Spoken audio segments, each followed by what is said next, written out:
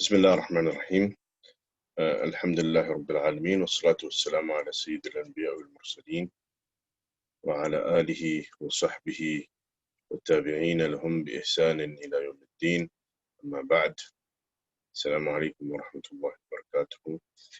If you take a look at the screen, you'll notice that this is al-Mūqiẓah في علم مصطلح الحديث.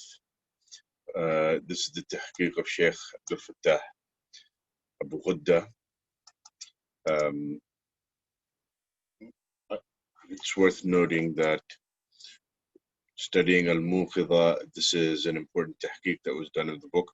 Although there is a subsequent tahqiq that was done afterwards that came out just recently, about a year ago, that consulted manuscripts that were not available to Sheikh Abdul Fattah Abu Ghudda. And so it is a valuable contribution after that of Sheikh Abdul Fattah Abu Ghudda. But nonetheless, his tahqiq is the well-known tahqiq of this text.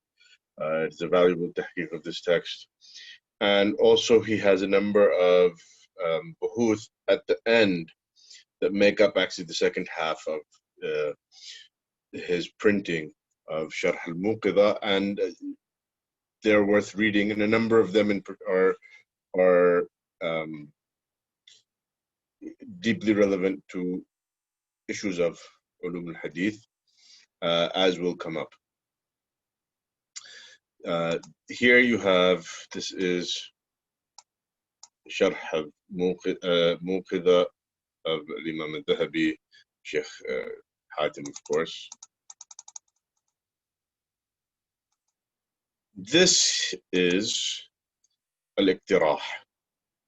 الاقتراح في بيان الاصطلاح وما أضيف إلى ذلك من الأحاديث المعدودة من الصحاح. تأليف تقي الدين محمد بن علي الشهير بابن دقيق العيد، المتوفى سنة 702. So this is the book from which Imam al-Dhahabi has summarized his work. This is علوم الحديث or معرفة أنواع علم الحديث of Ibn al-Salah, from which al-Iqtirāḥ is taken. This is the tahqiq, and this is the best tahqiq of the work available by Sheikh Nur al-Din Itr, rahimahullah ta'ala. As many of you might be aware, Sheikh Nur al-Din Itr has just passed away, either yesterday or the day before yesterday. We ask Allah subhanahu wa ta'ala to shower him with his mercy and blessings, and to reward him for the great khidmah that he has done of the hadith of the Prophet ﷺ and the sciences of hadith and the sciences of the Sharia generally, and to forgive us and pardon us with him. So this is Ibn Salah's work, from which al-Iqtirāḥ of Ibn Daqiq al-Eid is summarized. And today in our lesson, I'm going to try and take a look a little bit at each of these works. This is also this is the full file of Ibn Salah's work. This just has the muqaddimah of the muhaqqiq. This is actually it as well.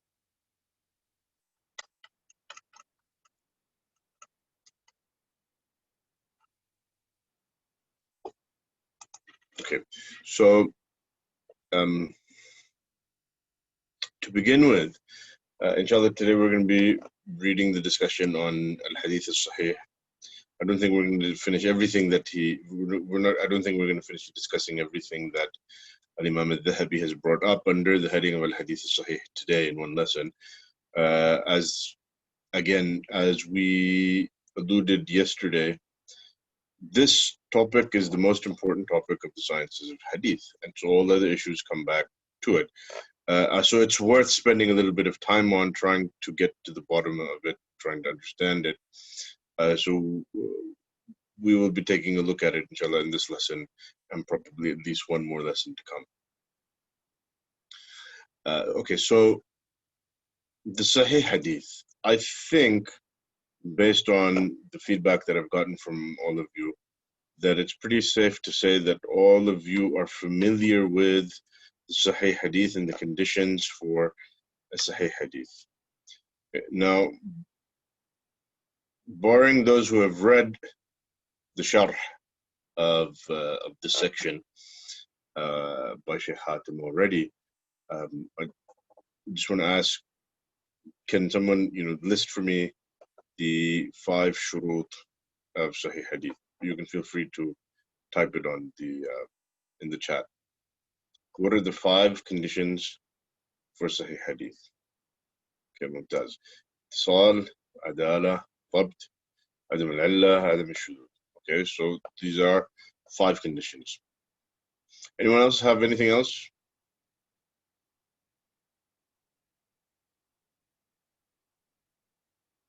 Okay. All right, so let's try and go through these one by one. All right, so the first condition mentioned is ittisal. What is the meaning of ittisal? If you know the answer, feel free to respond in the comments. Ittisal. What is the meaning of ittisal?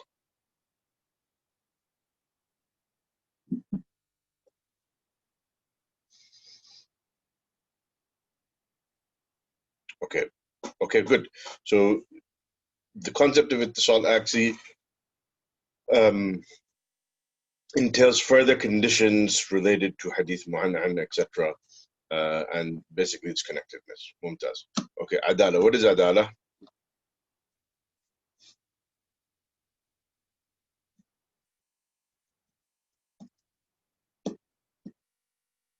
The narrator is upright. Okay, Mumtaz. So narrator should be of good character or possess integrity, be upright, however you choose to put it.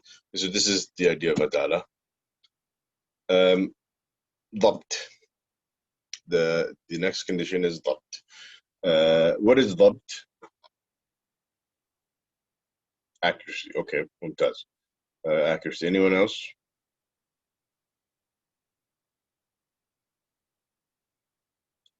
Any other word that could be used to express dhabt? Memory, not exactly.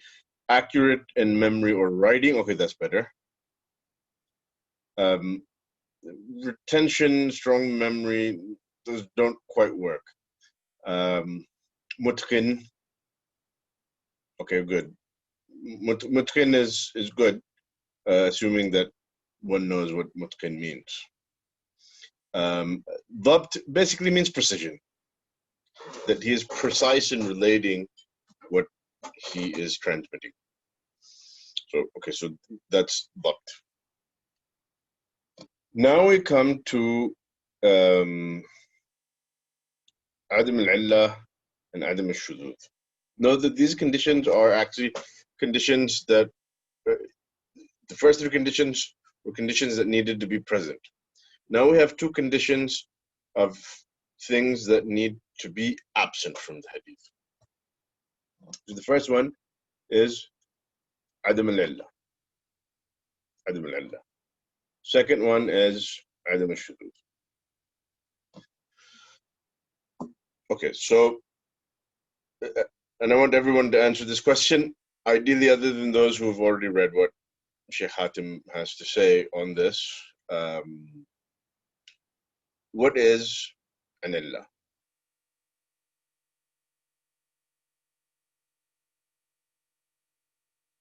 Defect. A defect. A hidden defect. Okay, Mumtaz. Hidden defect typically can't be spotted by anyone other than nuqad. Okay, Mumtaz.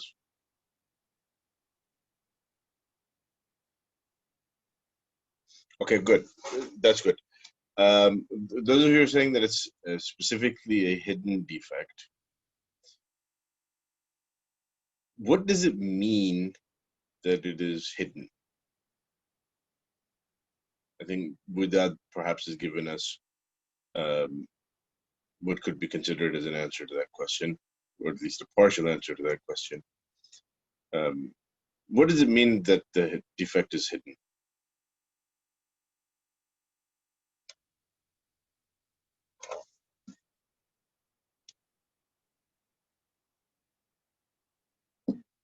Okay, not easy to spot.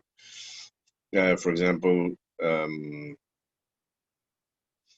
a narrator only narrates 3 hadiths from another, and this one is a 4th. Meaning, I think what you mean is that it's well known, well established that he only narrated these 3 particular hadiths, right? Okay, so that would be an example that illustrates this is something that is not easy to spot.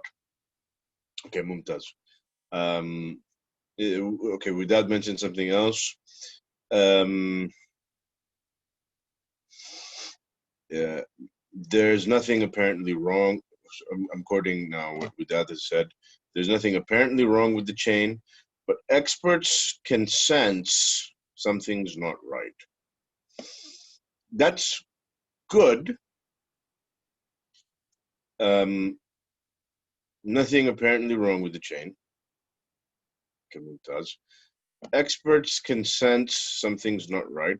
I think that's fine as well, except perhaps it gives a sort of a sense that this is just something, it's just nothing more than a gut feeling or a sense of, seat of the pants sort of judgment. Hamza Layth even goes further and says it sometimes is dhawq. I'm not saying that this is necessarily right or wrong, but I think, perhaps you can see that why some people might find that problematic. Okay, Shahid says, really in-depth understanding of the language where you have experience, if this is something the Prophet ﷺ would say. Okay, he's actually asking a question. Okay, that's something that could perhaps fall under illah when you're looking at an illah that is in the matan. Yeah, if someone does enough istiqra, they develop an intuitiveness to sense irregularities. So we're now at sort of a more sophisticated understanding of this gut feeling, seat of the pants idea. Good. Okay, so that is Adam al-Illah. Adam al-Shududh. And again, if you read what Shaykh Hatim has to say about this here, well, just hold off on answering because you've already read it. Assuming that you've understood it. What is shududh?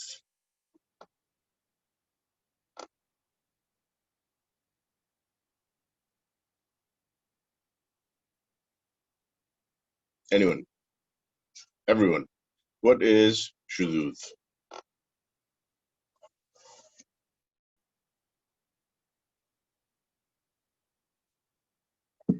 Going against well-known established narrators, opposing other stronger, more common narrations, stronger narrations, based on whose definition? Aha.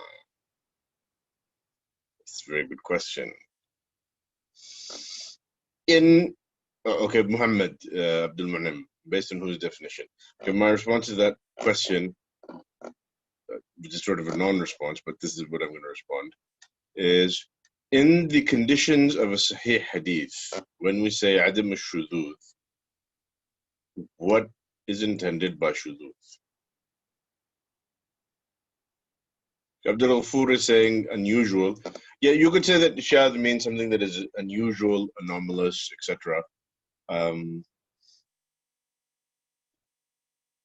That is the linguistic meaning. That's the linguistic meaning of the word. The others are attempting to مخالفة الثقة من هو أوثق منه. Okay, so Muhammad Abdul Mun'im now, after my response, is going with مخالفة الثقة من هو أوثق منه, that a reliable narrator contradicts those who are more reliable than him. This is what is intended under. This is what is intended by Adam al-Shududh in the Sharḥ for Sahih Hadith. Okay, ممتاز. Okay, so مخالفة الثقة من هو أوثق منه.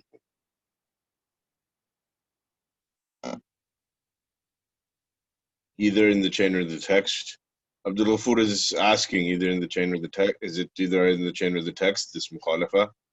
I'm asking you guys. So, okay, I think Abdul Ghafur is saying it is in both. Okay. All right, so now one question I have for you guys is, what is the difference between عدم العلة as a shart and عدم الشذوذ as a shart? What's the relationship between the two?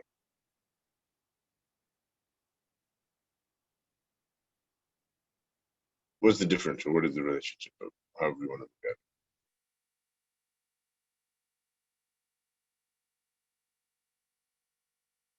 Anyone?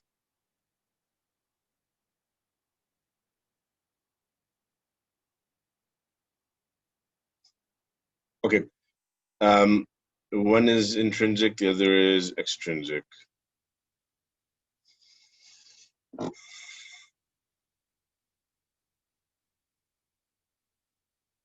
Shududh is an illah. Okay, Muhammad Abdul Mun'im is saying shududh is a type of illah. Okay, based on what Muhammad is saying, is the shart of Adam shududh then redundant? Is it superfluous? We don't really need this fifth shart because shududh is a type of illah, and if there's no illah, then there's no shududh. I mean, that, or I don't know, is that actually the ramification of what Muhammad is saying here? Muhammad, what do you think?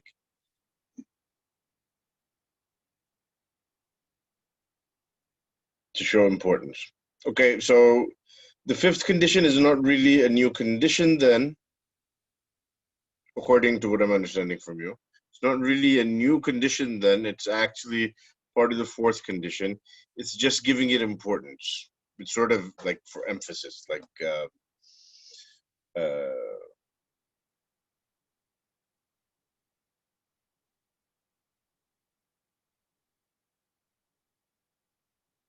كل من كان عدوا لله وملائكته ورسله وجبريل وميكال, because Jibril and Mikal are angels. So من كان عدوا لله وملائكته already falls under that. So they've just been emphasized because they're more important or they're relevant to the qissa. Okay, so in other words, Muhammad, what I'm understanding from you, if someone were to say that in reality a Sahih Hadith only needs 4 shurudh because the fourth shart is already covered in the fifth shart is already covered in the fourth shart. عدم العلة يستلزم عدم الشذوذ.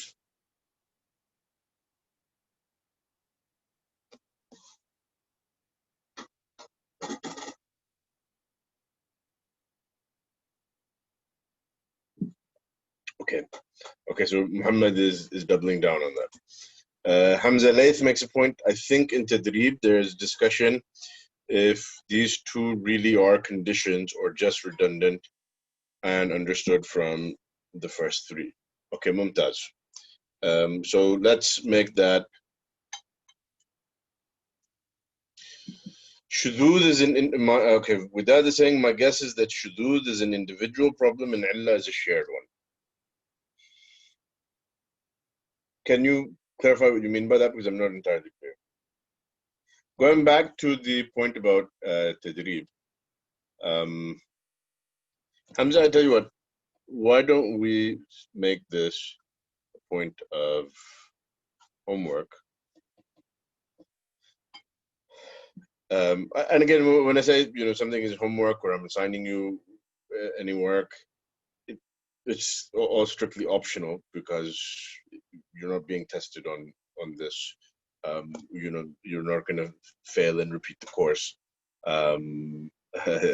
So you know, this is for your own benefit. So the homework would be to investigate what exactly does a tadrib, what exactly does a Suyuti and a tadrib have to say about this point that Hamza raised here.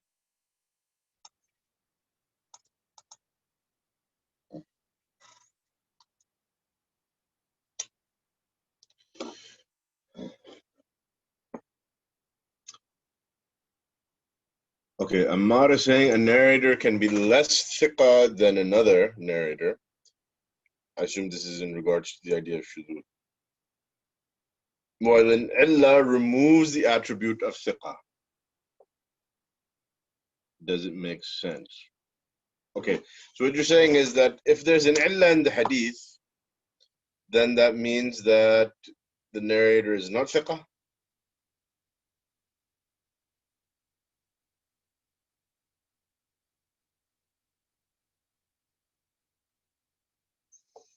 Okay, so what? Okay, let's take a look at this. What is who is the thiqa narrator? Are there conditions for a narrator to be thiqa, a trustworthy narrator?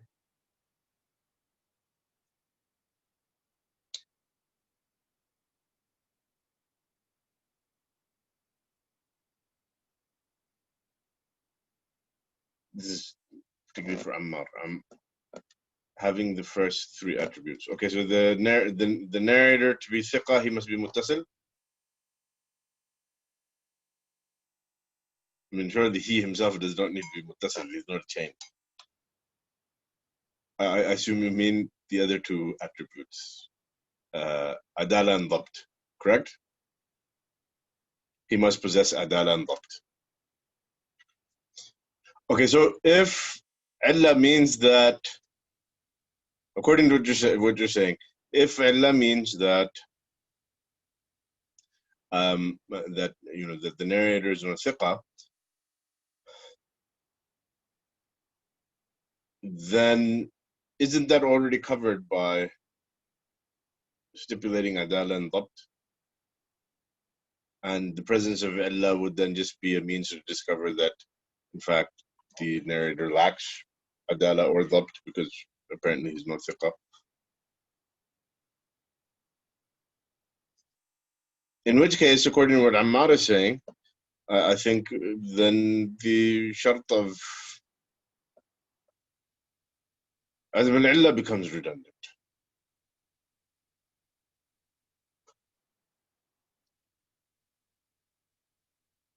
Is that what you intend, Ammar?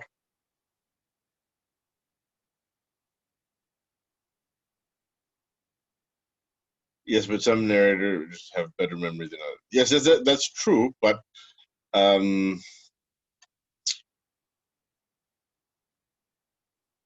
if he's not thiqa, then he's not thiqa. And that's covered under dhabt. Yeah, this point about memory is covered under dhabt. So if his memory is not sufficient to be considered thiqa, then the shart that would indicate that the shart of dhabt is lacking. So now the question for you is, does that mean then that the shart of adam al-illah is redundant, or do you think maybe it has some other explanation other than the one that you just offered?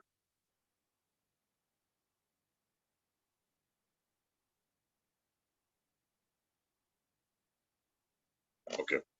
All right.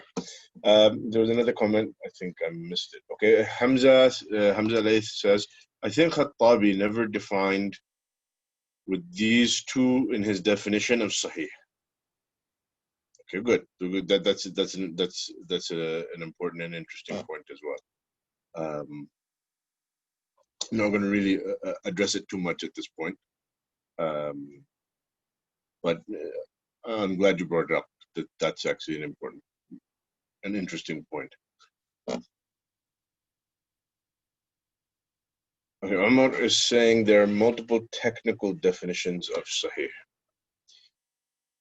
Can you clarify, Omar?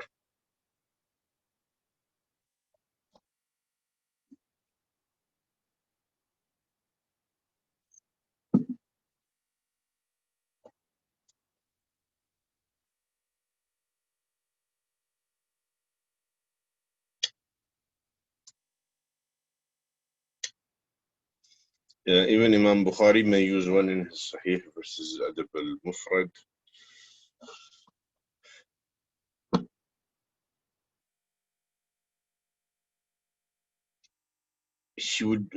Are you saying that he would use a different definition of Sahih in al-Adab al-Mufrad than he uses for his al-Jami' al-Sahih, his Sahih collection?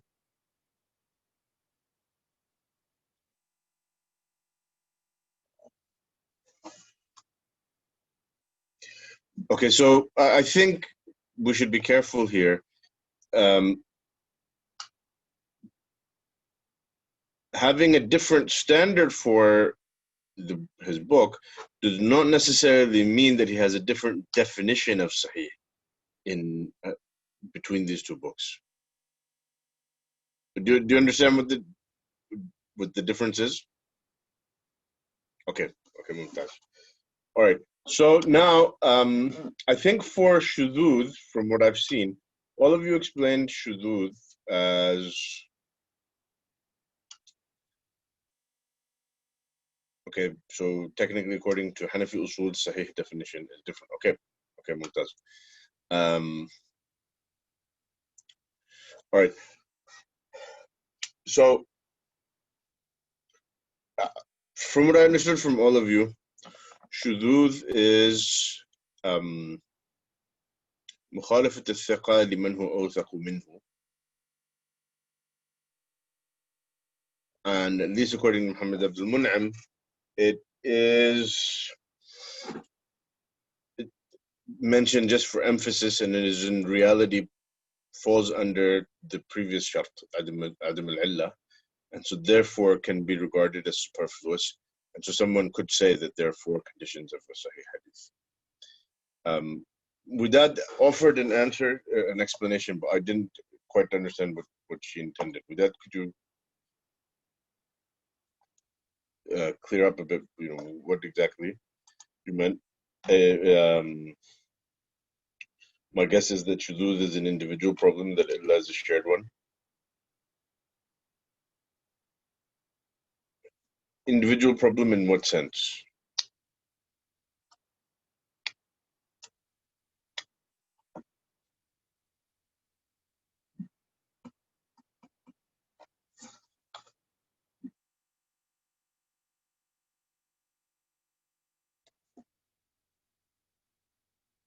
Okay, so in any case, with that, those questions out of the way, and having taken this opportunity to sort of investigate what do you know about these five conditions and what have you understood about them, let's move on now and take a look at the text. So this is al-Mūqiẓah, and Imam al-Dhahabi basically jumps right in. قال الشيخ الإمام الذهبي الدمشقي رحمه الله الحديث الصحيح. Okay, let me go ahead and read what Widad is saying. I'm going out on a limb here, but I think shududh is caused by one person in the chain, whereas illah happens because of a mix-up between people. I heard about one narration where someone changed what was written. But I'm not 100% convinced by my guess. Okay, so you're guessing. I'll give you credit for an original attempt it's a good attempt to try and explore whether or not there's a difference between illah and shududh. So we're still not, we haven't reached a consensus. I don't mean consensus in the sense of scholarly consensus, just in here in class. We haven't yet reached a consensus yet on what is the relationship of shududh and illah.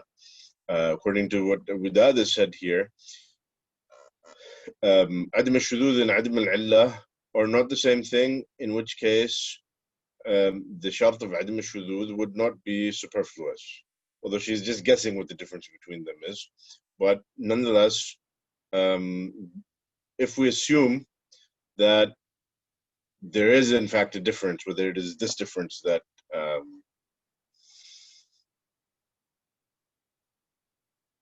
that Widad has mentioned or some other difference, then the implication would be that this shart is not superfluous.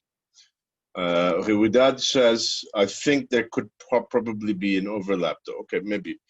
But even if there's an overlap, if they're not the same thing, still the implication would be that the shart is not superfluous, because one does not fulfill the role of the other. Okay, so now let's take a look at what Imam al-Dhahabi has to say. الحديث العدل الحديث الصحيح هو ما دار على عدل متقن. We have عدالة, إتقان basically here means ضبط. هو ما دار على عدل متقن واتصل سنده. فإن كان مرسلا ففي الاحتجاج به اختلاف. وزاد أهل الحديث، يعني زادوا على الشروط الثلاثة المذكورة، العدالة والضبط واتصال السند، سلامته من الشذوذ والعلة. وفيه نظر، يعني في هذه الزيادة، في هذا الاشتراط نظر على مقتضى نظر الفقهاء، فإن كثيرا من العلل يأبونها. فالمجمع على صحته إذن المتصل السالم من الشذوذ والعلة، وأن يكون رواته ذوي ضبط وعدالة وعدم تدليس. Okay, this is a bit curious here. He mentions this additional point, وعدم تدليس. Is this a sixth shart that Imam al-Dhahabi is adding here?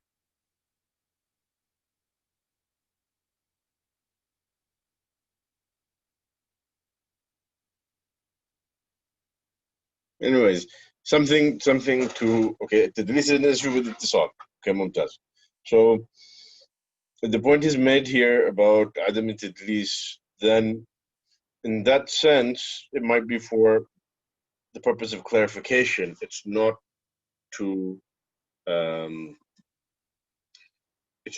add an additional condition because it's related to اتصال. So in that sense, he's not then actually going against what others have said about these conditions, although it remains to be discussed what exactly does he mean here by mentioning عدم التدليس. Okay, so then he goes on to discuss فأعلى مراتب المجمع عليه مالك عن نافع عن ابن عمر ومنصور عن إبراهيم عن علقمة عن عبد الله والزهري عن سالم عن أبيه أو أبو الزناد عن الأعرج عن أبي هريرة، ثم بعده معمر عن حمام عن أبي هريرة وابن أبي عروبة عن قتادة عن أنس وابن جريج عن عطاء عن جابر وأمثاله، ثم بعده في المرتبة الليث وزهير. In any case, you see that he has these maratib of certain asanid according to their level of authenticity, their rank in terms of authenticity, before moving on to the term hasan. Okay, so in order to break this down, the first question I want to look at is, in defining shududh, you guys defined shududh as مخالفة الثقة لمن هو أوثق منه.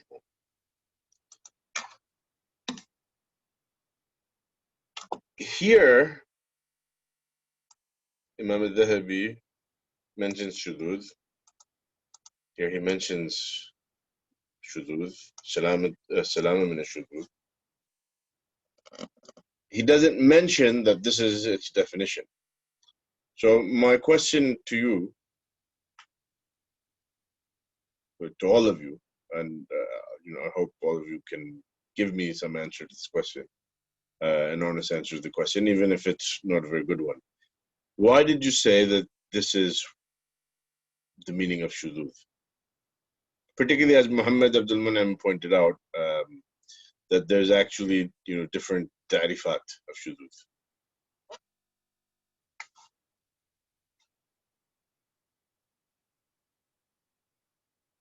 Why did you choose that definition of shududh here?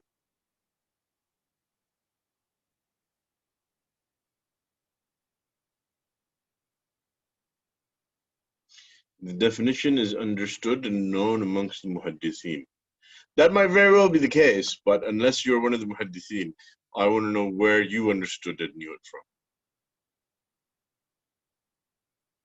Standard narrative, I guess. That standard narrative you heard from the muhaddithin, you heard it from Twitter. I mean, that might be the standard narrative. I just want to understand, particularly since it was already codified by Ibn Salah. Okay, so Ibn Salah defined a shududh in this fashion.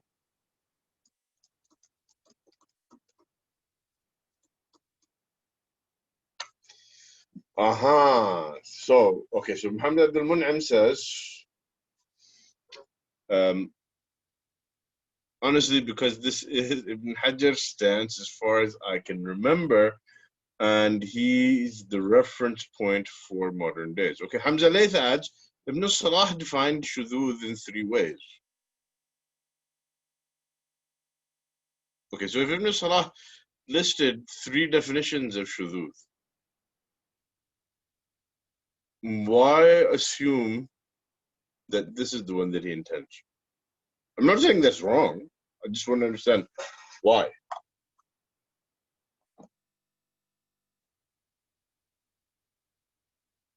And Ammar, to come back to your point, this is the standard narrative. Ammar, who said that?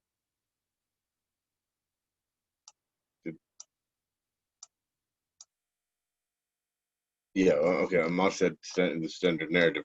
Do you think it's possible that there could be holes in the standard narrative? I know that people are a little bit sensitive these days about the idea of there being holes in standard narratives, but I'm just throwing it out there. Okay. Why are we going through this exercise? The purpose of going through this exercise is I want you to interrogate what you yourselves know or understand about a topic, to get to the bottom of it.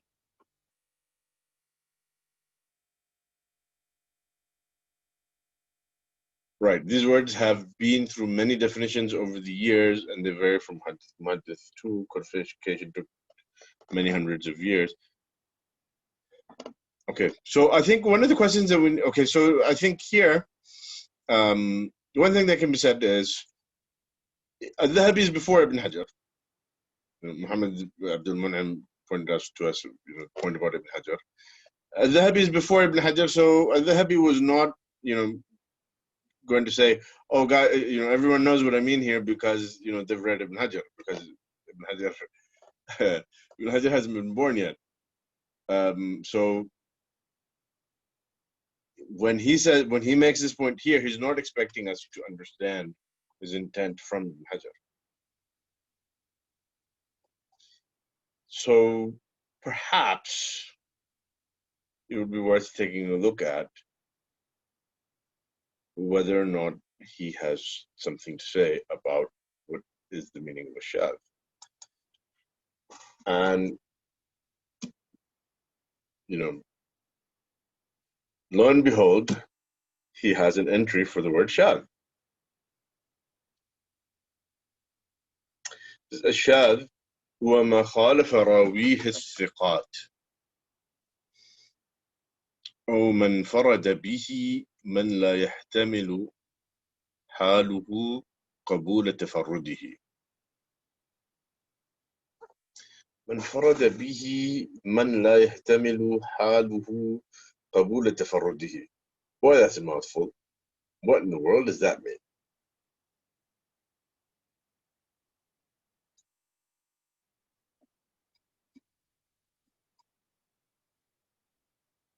من فرد به من لا يحتمل حاله قبول تفرده.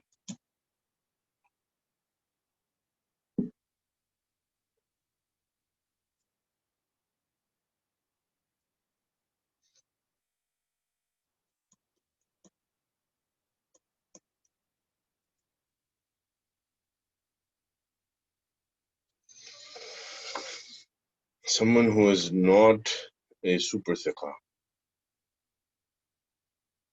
So someone who is not a super thiqa, we reject their hadiths.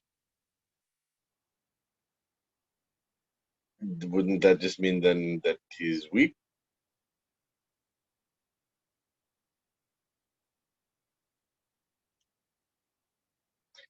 Okay, let me just cut to the chase. Does anyone know what is intended by this passage? Man la yahtamilu haluhu qabula tafarrudihi. Has anyone come across this before?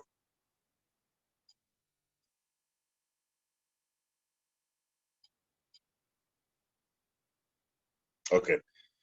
I'm gonna go ahead and mention this here since there is some relevance as will become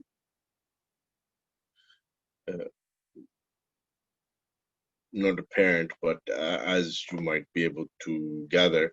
Al-Munkar huwa man farada al-rawi al-dha'ifu bihi.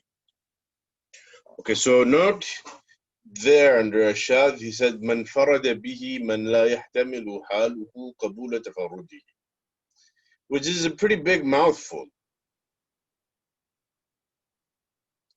Man farada bihi ma infarada bihi man la yahtamilu haluhu qabula tafarrudihi.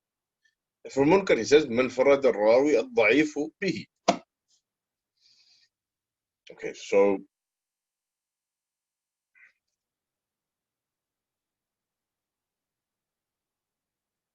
that second statement is pretty clear. Man farada rawi al-dha'ifu bihi. So a weak narrator is alone in narrating something. A weak narrator is alone in narrating something. That's, I think, pretty clear, right?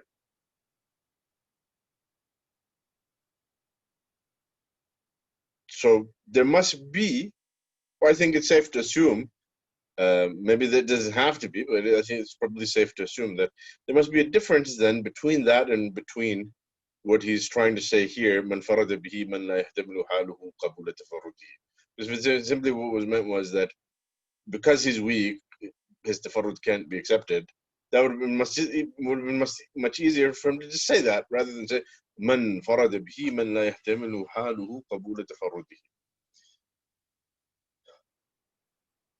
So Omar Khan says, who stands out sort of, okay, no, sorry. Muhammad ibn al-Mun'im says, or he's asking, someone like Ibn Ishaq. Okay, so I think what you mean by that is that Ibn Ishaq is perhaps a reliable narrator, but he's not the most reliable narrator. He's kind of, there's some weakness there, not enough to regard him as a weak narrator, though, which might raise some questions. Okay, so I think maybe we're moving somewhat in the right direction. So note here the idea of infirad. Note here also the idea of infirad. Now note here the idea of infirad.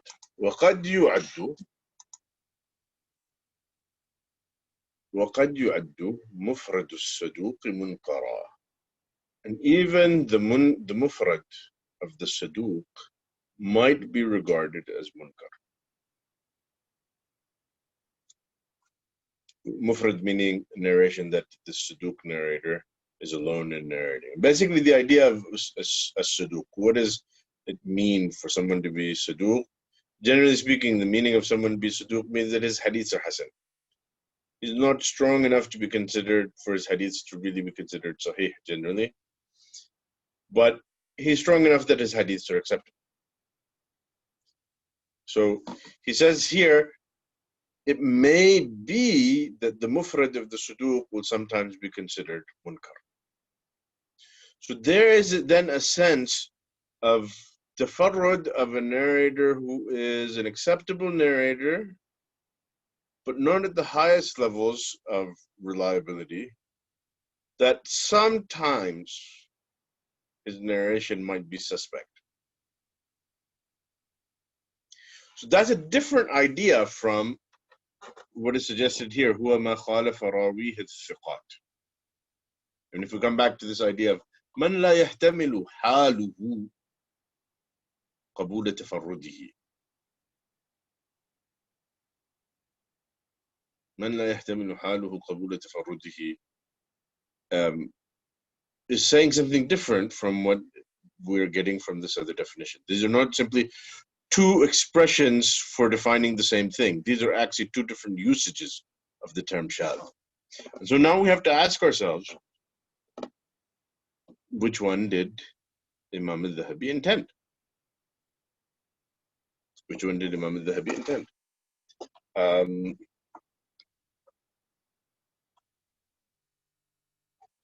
Here in the footnote, you'll note that Sheikh Abdul Fattah Abu Ghudda, he says, وسيتعرض المؤلف لبحث المنكر ثانية يعني مرة ثانية فيما يأتي انظر صفحة 77. So let's take a look at 77.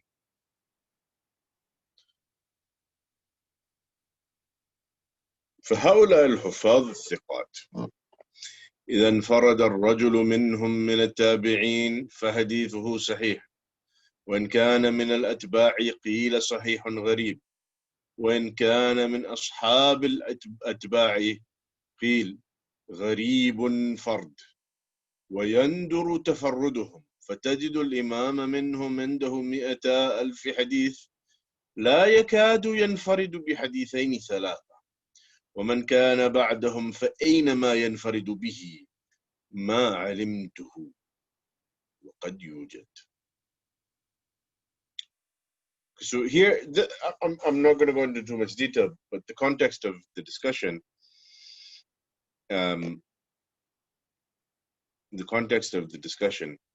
هؤلاء الحفاظ الثقات, the huffaz, ثقات were huffaz. So this is indicating very high-end, high-class ثقات, not just ordinary reliable narrators. The huffaz of the ثقات were known for vast narration and precision. So high levels of precision and while also being prolific narrators. When you find one of the huffaz of the tabi'een is alone in narrating something, then his hadith is sahih, no problem. If he's from the atba' al-tabi'een and he's alone in narrating something, meaning with a reliable chain, qila sahihun gharib. So, in other words, the implication here seems to be that this is somewhat at least cause for raised eyebrows. That why is this person alone? Even though he's known as Hafal, it does raise a little bit of concern, a little bit of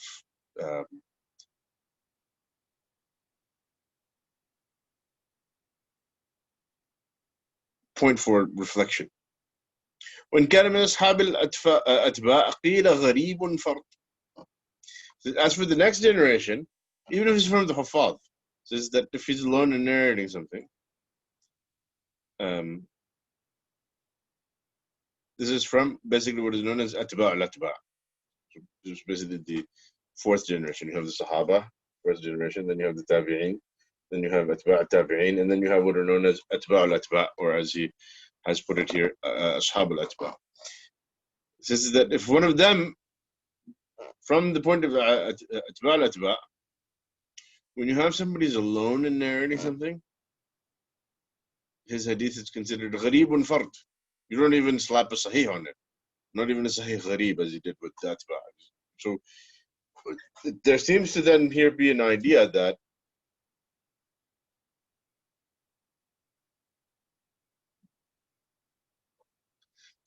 there seems to be an idea that he is suggesting here that the later the generation, the more suspicious tafarrud becomes.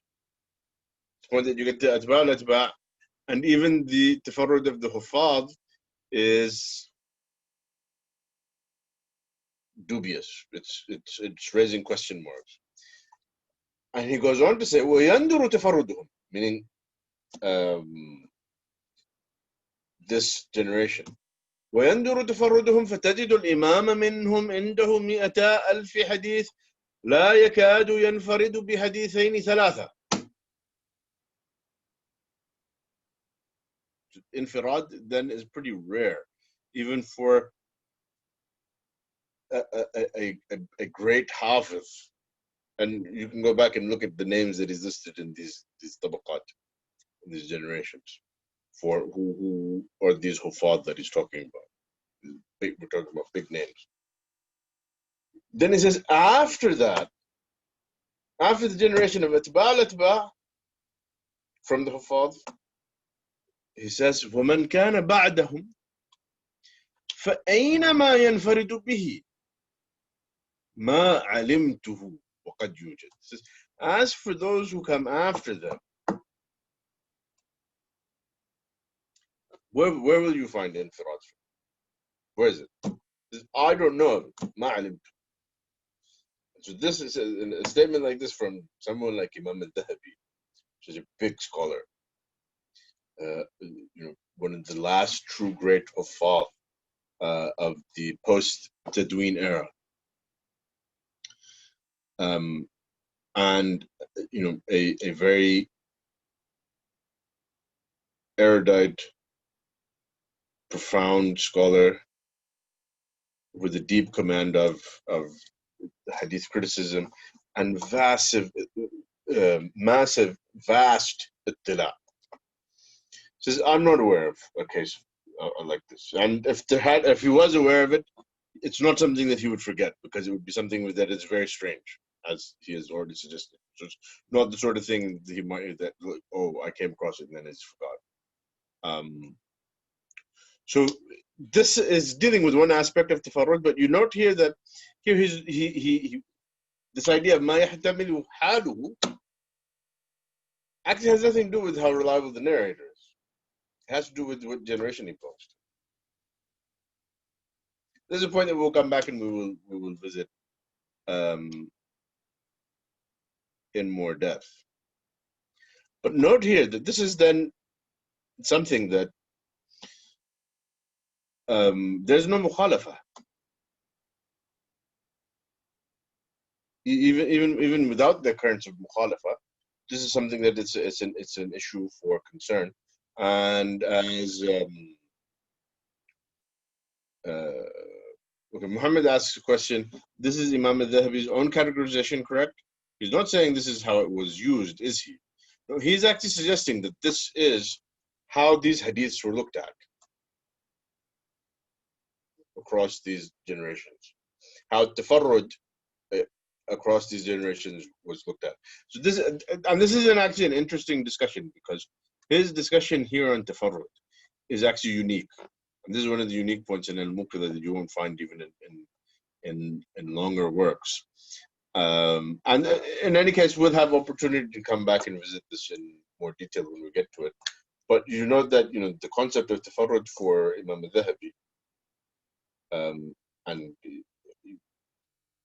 it's illustrated, at least the facet of it is illustrated here in this passage,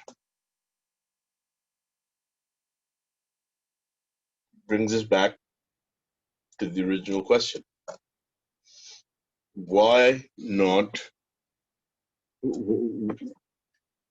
say that the second definition is the one that he intends for shadh? Why the first one? It could be the first one. Could very well be the first one. But why? Why choose this one over that one? Okay.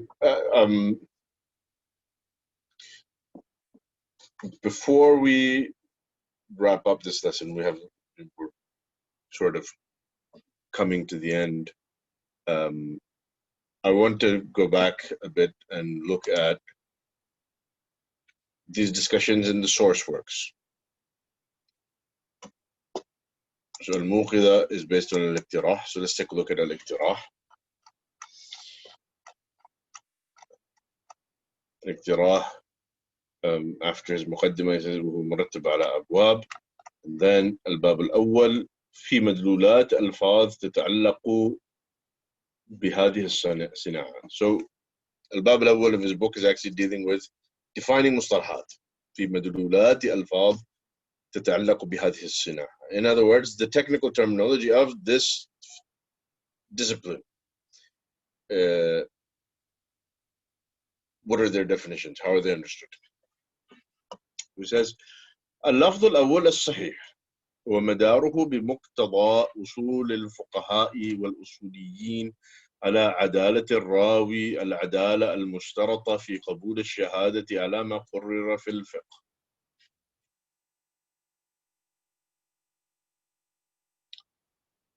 فمن لم يقبل المرسل منهم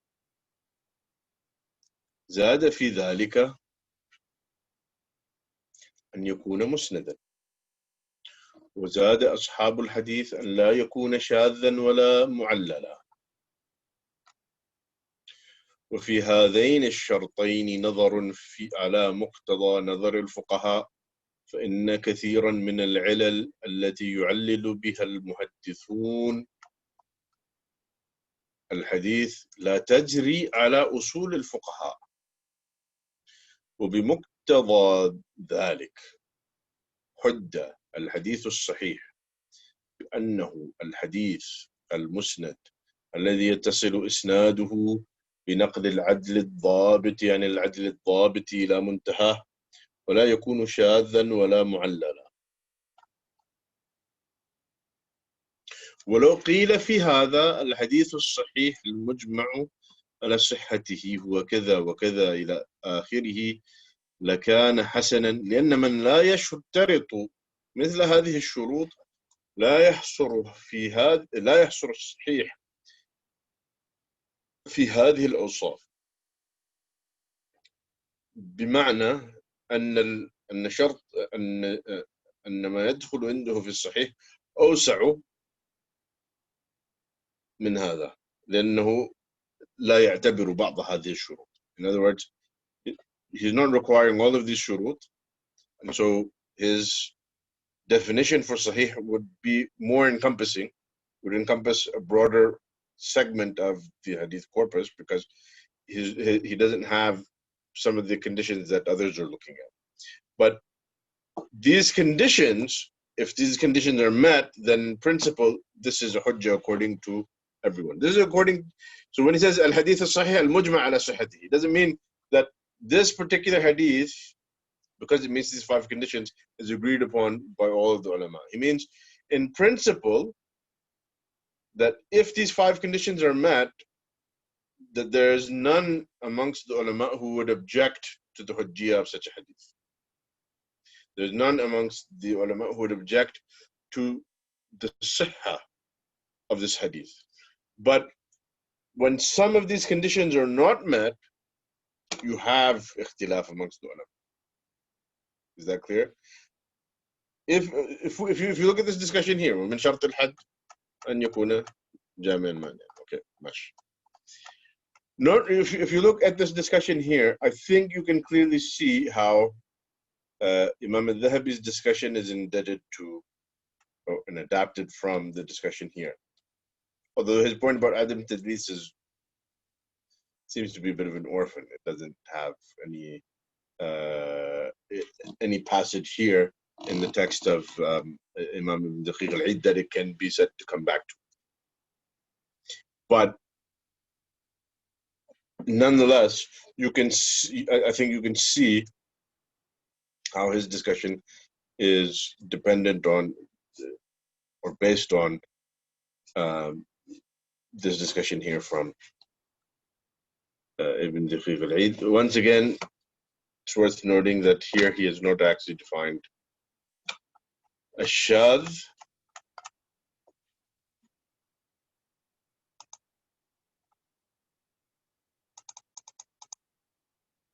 Not defined as shadh.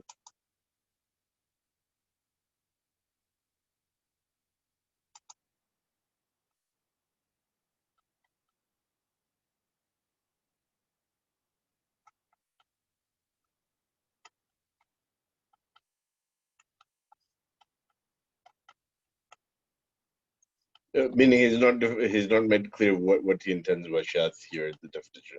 And as we have an idea now, there seems to be some difference about a shadh.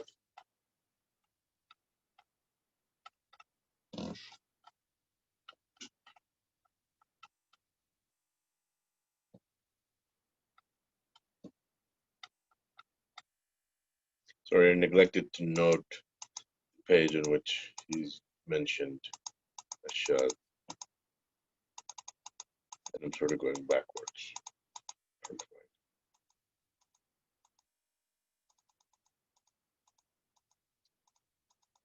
Which I should have done that before. Okay, so there you have it. He says what he says about a shadh is basically exactly the same as what al-Dhahabi said.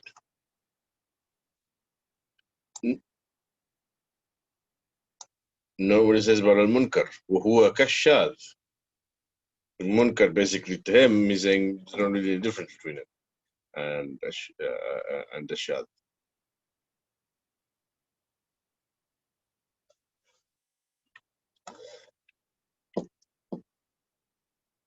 So something is going on here. All right, so now let's take a look at Ibn Salah. اعلم علمك الله وإياي أن الحديث عند أهله ينقسم إلى صحيح وحسن وضعيف. أما الحديث الصحيح فهو الحديث المسند الذي يتصل إسناده بنقل العدل الضابط يعني العدل الضابط إلى منتهاه ولا يكون شاذا ولا معللا. So he listed these 5 conditions. وفي هذه الأوصاف احتراز عن المرسل والمنقطع والمعضل والشاذ وما فيه علة قادحة.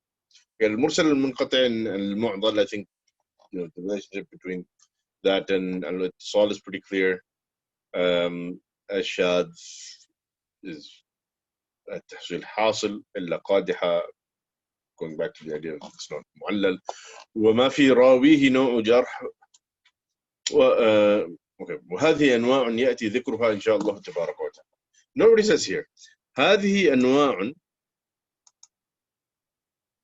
Why this thing doesn't seem to want to cooperate? Okay, so not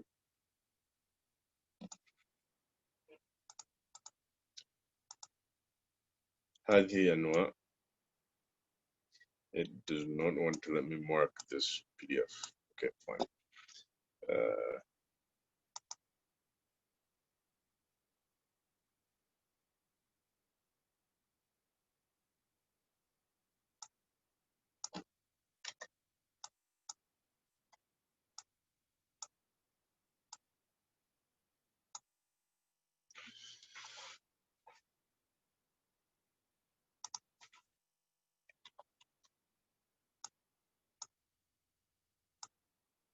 هذه أنواع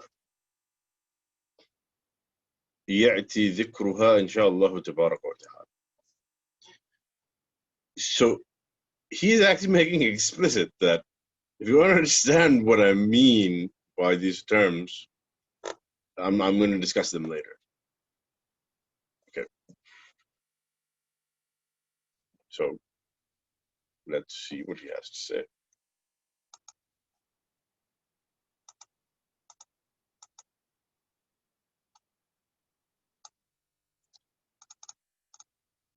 Stuff.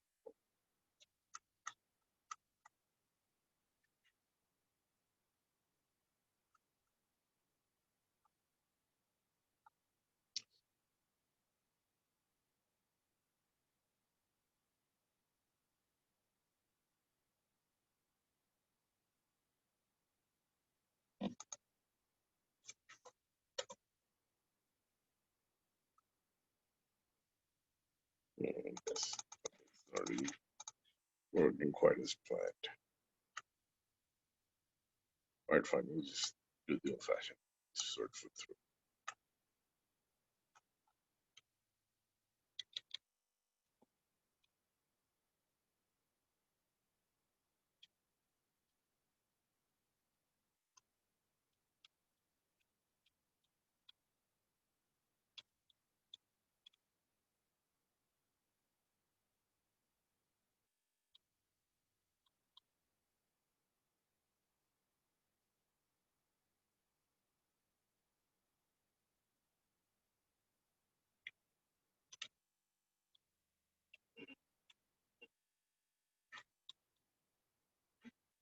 Okay, here we are.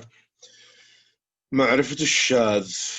روينا أن يونس بن عبد الأعلى قال لي الشافعي رضي الله عنه ليس الشاذ من الحديث أن يروي الثقة ما لا يروي غيره، إنما الشاذ أن يروي الثقة حديثا يخالف ما روى الناس. So the idea of المخالفة، مخالفة الثقة لمن هو أوثق منه, you can sort of see where it's coming from here. وحكى الحافظ أبو يعلى الخليلي القزويني نحو هذا عن الشافعي وجماعة من أهل الحجاز، ثم قال الذي عليه حفاظ الحديث أن الشاذ ما ليس له إلا إسناد واحد يشذ بذلك شيخ ثقة كان أو غير ثقة، فما كان عن غير ثقة فمتروك لا يقبل، ما كان عن ثقة يتوقف فيه ولا يحتج به. وذكر الحاكم أبو عبد الله الحافظ أن الشاذ هو الحديث الذي يتفرد به ثقة من الثقات وليس له أصل بمتابع لذلك الثقة، وذكر أنه يغاير المعلل من حيث وذكر أنه يغاير المعلل من حيث أن المعلل وقف على علته الدالة على جهة الوهم فيه، والشاذ لم يوقف فيه على علة كذلك. Okay, so at least this is, without actually explaining what is being said here, this passage suggests the idea of الشاذ being different from al-mu'allal, at least according to al-Hakim. قلت أما ما حكم الشافعي عليه بالشذوذ فلا إشكال في أنه شاذ غير مقبول، وأما ما حكيناه عن غيره فيشكل بما ينفرد به العدل الحافظ الضابط كحديث إنما الأعمال بالنيات، فإنه حديث فرد تفرد به عمر رضي الله عنه.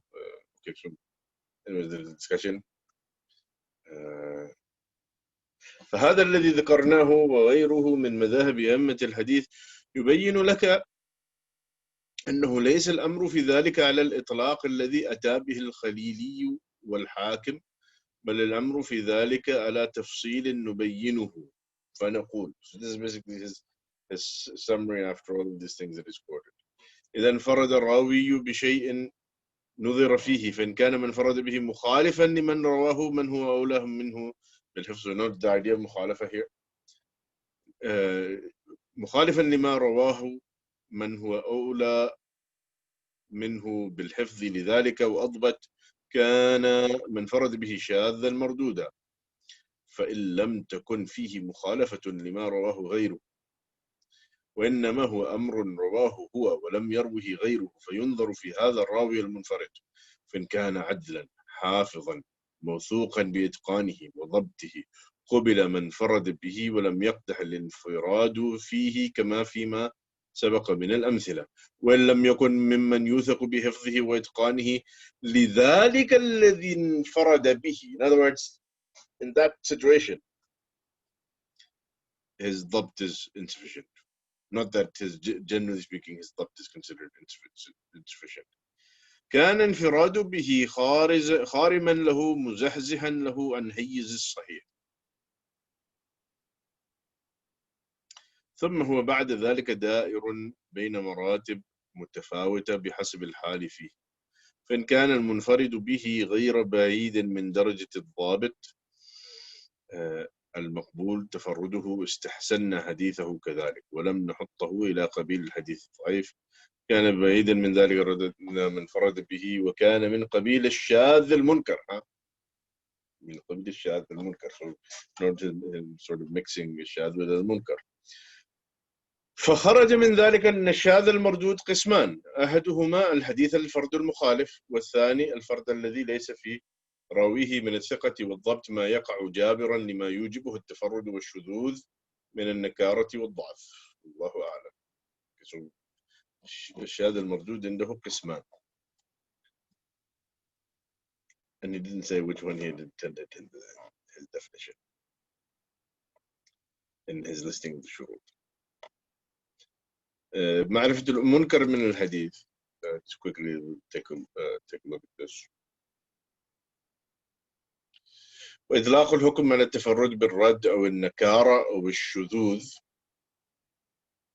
موجود في كلام كثير من أهل الحديث والصواب فيه التفصيل الذي بيناه آنفا في شرح الشاذ.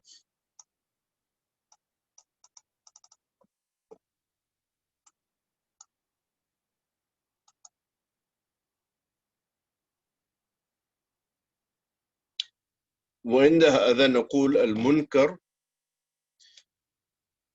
ينقسم قسمين على ما ذكرناه في الشاذ فإنه بمعناه. Interesting.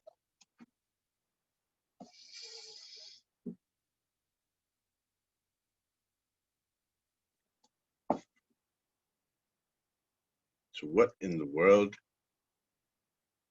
did Ibn al-Salah intend when he said these are the 5 conditions of Sahih Hadith? According to Muhammad ibn al-Mun'im, and he's right, Ibn Hajar said that basically in the shurut of Sihah, what is intended is مخالفة الثقة لمن هو أوثق منه. I think certainly that's a possibility. That's a possibility. Yes, you could say that maybe he intends both. Maybe that is the answer to the question. That he intended both.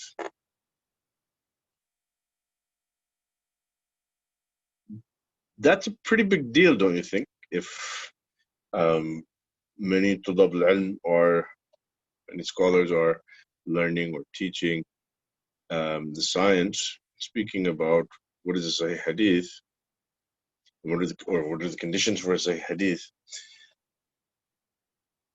And the condition for a Sahih Hadith obviously includes as-salama min al-shududh, and they're restricting the meaning of shududh, or they're choosing a particular meaning of shududh when it might very well be that another meaning of shududh is intended. That obviously is something, I think clearly, given what we've said about the importance and centrality to this notion of 5 conditions for authenticity of a hadith, to the hadith sciences, I think it's it's a pretty important point to get to the bottom of. I'm actually going to stop here. My purpose here in this exercise was to get you to interrogate things that you have learned or studied or read. And the purpose of that is to try and get into the habit of doing that in everything that you learn and study and read. You want to investigate it deeply. You want to get down and investigate things below the surface level. Uncover the underlying issues. Examine the underlying assumptions. Now, in this topic, I could easily have just said, you know what? There are 5 conditions of Sahih Hadith. There are X, Y, Z, da da da da. You all know them, or you think you know them, and in actual fact, it's like this. And if I'd just done that, everyone would be like, "What?" Huh? And then maybe you wouldn't even remember that we had this discussion. You probably, when this course is over, you would come back, and if someone were to ask you, you know, what's this thing about the 5 conditions of the Sahih Hadith and the understanding of shudh, the only thing you might take away from the discussion would be, yeah, I remember there was something about it. I don't know what it was, but it seemed kind of important. Sometimes that happens. When somebody just spoon feeds you the information, he might be giving you a very important piece of information, but you don't appreciate it because you haven't spent much time thinking about it. Or you might not understand why he's discussing what he's discussing in the first place. Like, what's wrong with Ibn Hajar's definition? Is there something wrong with Ibn Hajar's definition? If you haven't actually stopped to think about that question, investigate that question, ponder that question, and then someone offers you an answer to that question, no matter how excellent that answer is, you might not appreciate it. And so it's important, therefore, to make the attempt for yourself, to investigate things, to be asking critical questions. Because then when somebody gives you the answer, you're like, oh, this is the answer that I've been looking for. This has solved my problem. But if you don't know that the problem exists in the first place, well, you know, as they say, ignorance is bliss. And so you might pass over extremely important information and not notice it. I mean, this is not like, you know, it's not like I pulled these passages out of the protocols of the elders of Zion. This is our standard textbooks, particularly the book of Ibn Salah,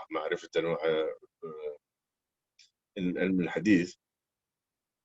This is a standard textbook that you would expect, you know, most scholars have read. So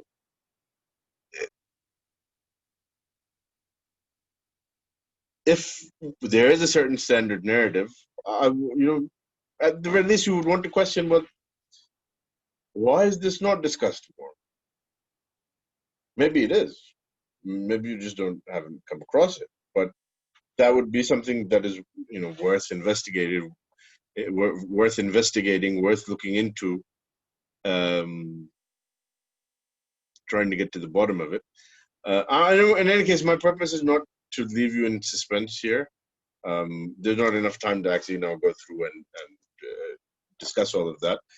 We will touch on the topic of Sahih Hadith and its shududh again, inshallah, next week in our next lesson. If you read Sheikh Hatim's explanation, inshallah, you will find for those of you who have not yet done so, you will find that he has addressed this question that we've raised and some of the other questions that we implied about the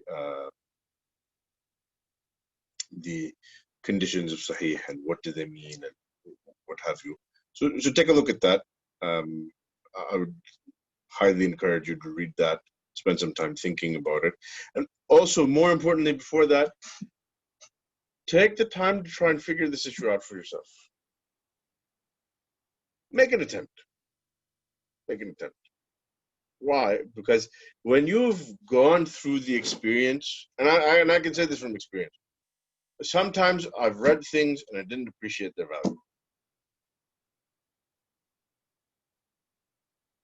And then later on, when I've discovered a problem, maybe later on, discovered some problem, some question, and have then started exploring how to find the answer to the question, I might go back and find that the answer to the question is implicit or explicit in some information, something that I've already read a long time ago, but I didn't make the connection because at the time I had no questions.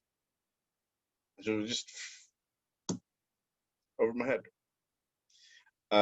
I can say from experience that when you've been struggling with a question for a long time and thinking about it and pondering over it, and then you find the answer, you truly appreciate the value of the answer. As opposed to some tulab al-ilm, because they don't have any questions in the first place, give them the answer and they're like, yeah, I'm not convinced. Come on. Are you trying to say that, you know, Ibn Fulan is wrong, or Abu Fulan is wrong, or Imam Fulan is wrong? You think you know better than them? Come on. That's because they don't have any question about the issue in the first place. They haven't asked the critical question. They haven't done the heavy lifting. And if you have not tasted the bitterness of confusion, of struggling to find an answer and not being able to answer your question, you will not simply not be able to appreciate the value of the answer to that question, no matter how valuable it is, or at least very difficult. And so these sorts of exercises are valuable in that sense. In any case, as I said, my purpose is not to leave you here and leave you in suspense. Read what he said, and inshallah in the next lesson, we'll go through it, and inshallah, all of your questions that now you should have, if you didn't before, inshallah will be answered. Okay, so unless there are any further questions, concerns, we will conclude with that.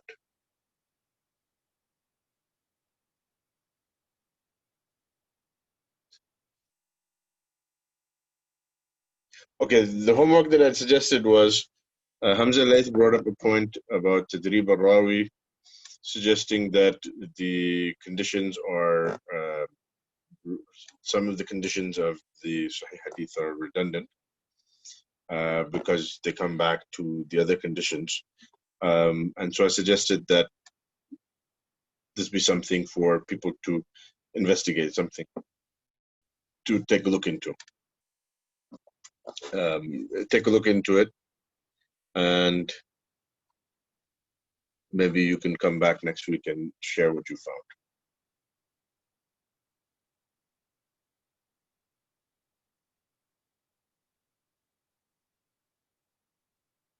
Just making a note to myself. Conditions come back.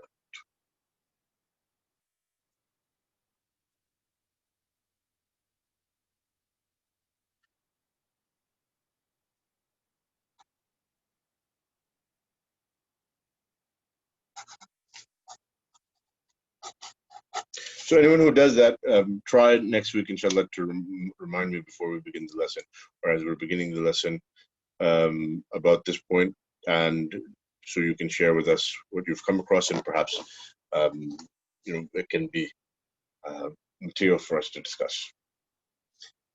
Okay, so we will conclude with that. Subhanakallah wa bihamdik, ashhadu an la ilaha illa anta, astaghfiruka wa atubu ilaik. Assalamu alaikum wa rahmatullahi.